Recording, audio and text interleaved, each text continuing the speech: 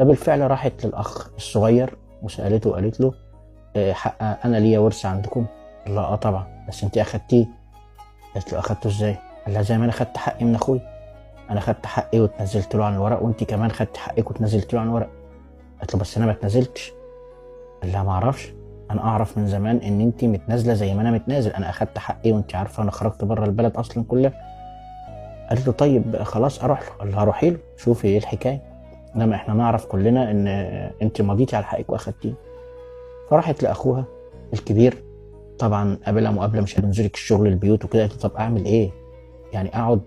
انا جوزي متوفي واعمل ايه؟ المهم قال لها طب انت جايه دلوقتي ليه، عايزه ايه؟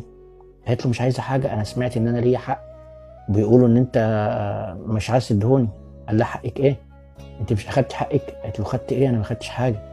قال لها لا، انا مش كنت باجي كل عيد اديلك مبلغ كده؟ قالت له طيب